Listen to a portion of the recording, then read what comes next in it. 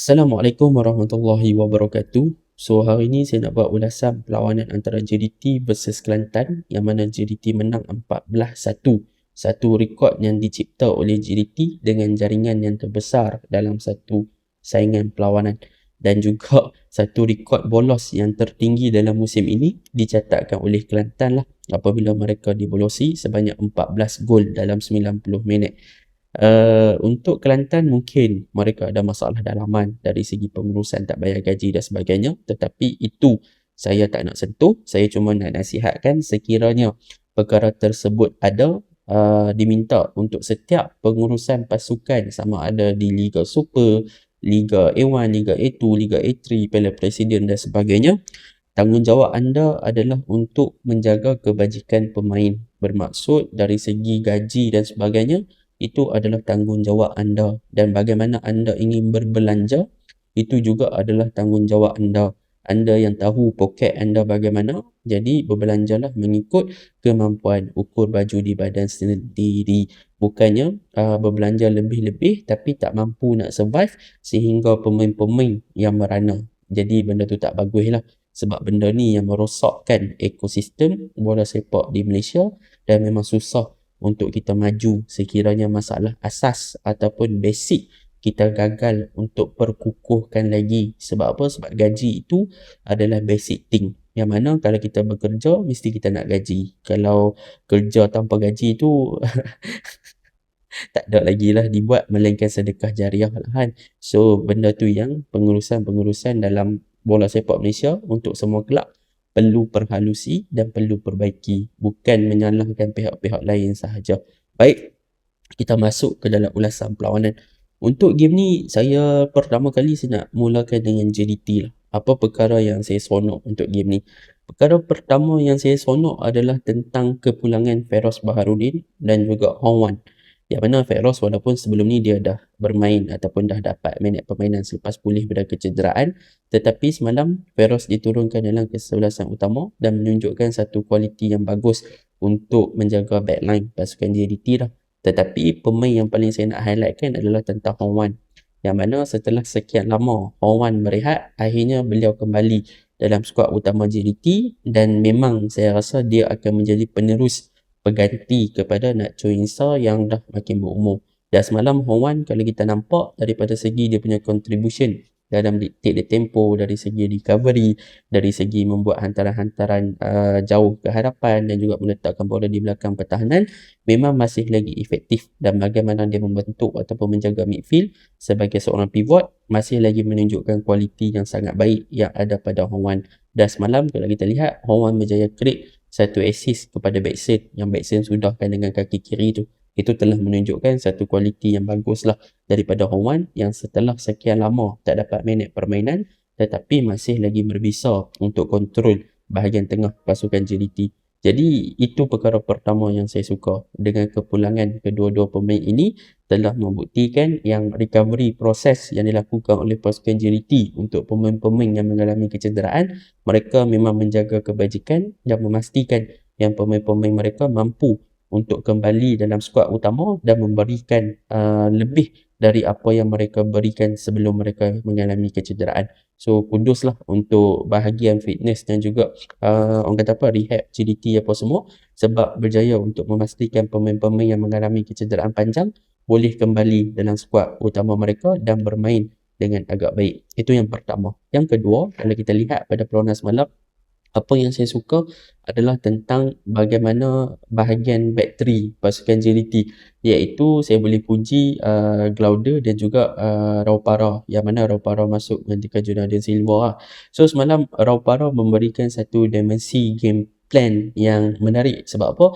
Sebab dia banyak naik ke atas. Kalau anda perasan lah, dia banyak attack, go through dekat half space kanan, dan dia pun berjaya menjaringkan satu gol dan juga assist satu kepada Backson.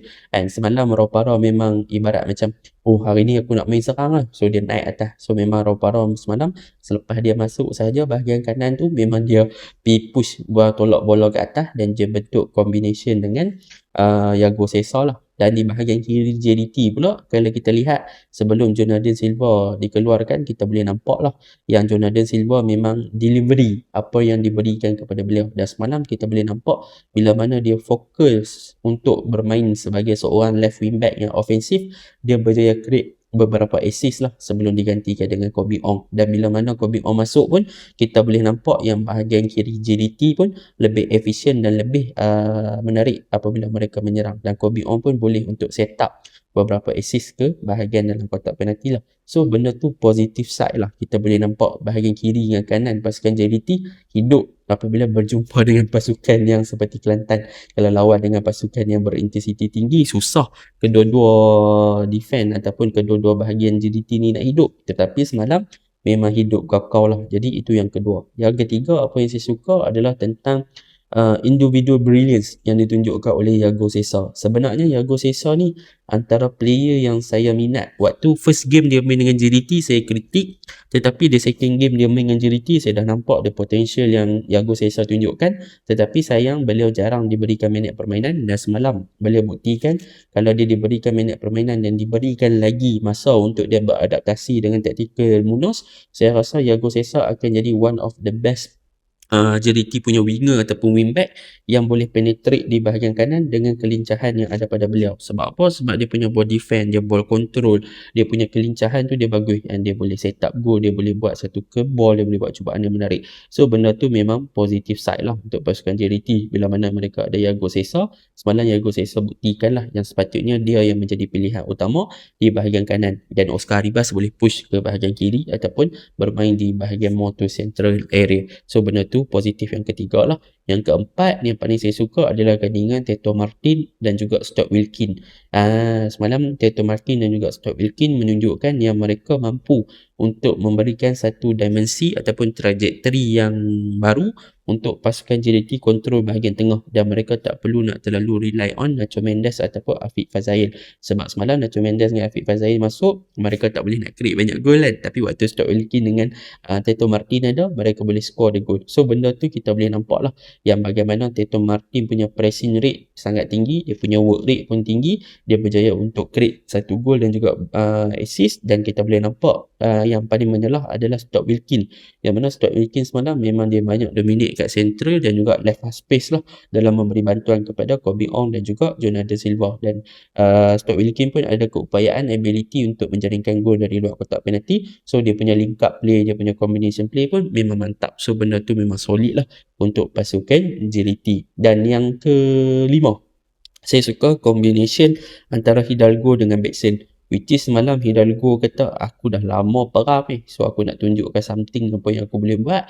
Dan semalam Hidalgo bermain dengan sangat bagus, bagaimana dia menunjukkan kreativiti yang dia ada, bagaimana dia boleh crosses very efficient, dia boleh link up play, dia boleh bentuk kombinasi yang baik bersama dengan Beksen. Dan Beksen pula semalam ibarat perlawanan untuk dia lepas geram, sebab asyik diberi peluang kepada Jairo. Season ni kita tahu yang Beksen masih lagi seorang striker yang tajam, sharp di depan gawang dan sebagainya, finishing wise dia bagus. Semalam dia score double hat-trick sekali dengan perfect hat-trick pun dia score, kaki kanan, kaki kiri, kepala semua dia score. Ibarat dia nak menunjukkan yang nombor 9 tu adalah masih lagi dia punya tempat. Tak ada orang boleh ganti lagi buat masa sekarang, sama ada Jairo ke, Guilherme ke, siapa lagi, tak ada siapa lagi yang boleh ganti tempat Beksen sebagai number 9 tulen untuk pasukan JDT. Dan semalam kita boleh nampak lah kelebihan daripada segi dia punya finishing, dia punya dribbling, dia punya quality positioning dia memang bagus, off ball movement kan, macam mana dia meletakkan diri dia, dia punya ni react to ball instinct dia, itu menunjukkan yang dia seorang striker yang sangat tajam. So semalam dia ibarat macam nak lepas geram, nombor 9 ni masih lagi tempat aku, so kalau hampa nak, hampa kena fight dengan aku lagi lah. So mungkin nak menunjukkan sesuatu kepada coach kot, yang mana sepatutnya dia yang diberi peluang dan diberikan lebih banyak game time untuk dia buktikan something. Dan JDT pun ada buat pertukaran Nacho Mendes dengan Afiq Fazail. Saya tak banyak komen sebab semalam macam tak berapa nak ni sangat, tetapi pertukaran yang dilakukan yang menarik adalah tentang Nazmi Faiz. Semalam Nazmi Faiz bila diberi peluang, kita boleh nampak yang dia punya vision dan juga dia punya creativity yang dia ada, dia mampu untuk break the defend dengan dia punya through pass dan sebagainya lah. So kualiti yang ada pada Nazmi Faiz semalam berjaya untuk create 2 assist tak silap saya daripada Nazmi Faiz. Itu menunjukkan satu kecemerlangan yang baik lah yang ditunjukkan oleh Nazmi Faiz untuk bantu bahagian tengah dan juga bahagian hadapan pasukan JDT. Cumanya semalam JDT rugi. Sebab apa? Sebab defending set piece mereka agak kurang dan mereka walaupun bertahan dengan baik dalam situasi counter attack yang cuba dilakukan oleh Kelantan, mereka dibolosi juga dengan satu gol set piece atau corner kick lah, agak merugikan Faris Iziham berjaya skor. So mereka kena fix that thing lah. Sebab apa? Sebab walaupun mereka leading dah banyak tapi dibolosi satu, itu ibarat macam merugikan.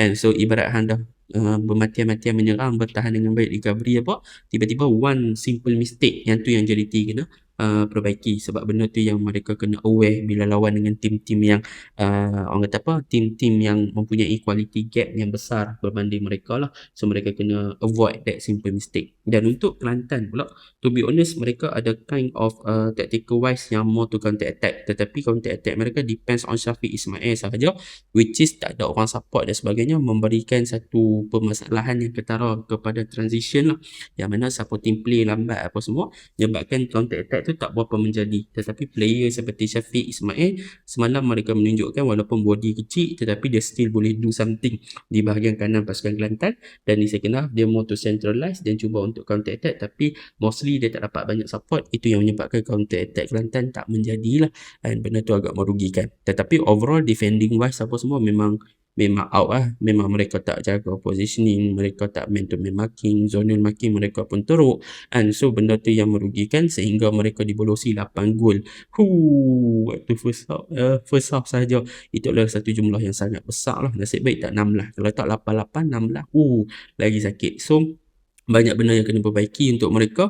Mereka dah minta tukar main dekat SSI pun still tak boleh menang. Rugi kan, nak main padang lawa. So macam saya cakap tadi, pengurusan perlu aware dan pastikan benda basic yang dalam Liga Super dari segi penjagaan kebajikan pemain, facility dan sebagainya, itu yang perlu untuk management settlekan dan perbaiki dulu sebelum nak fight for other thing. Jadi itu je lah ulasan saya. Assalamualaikum.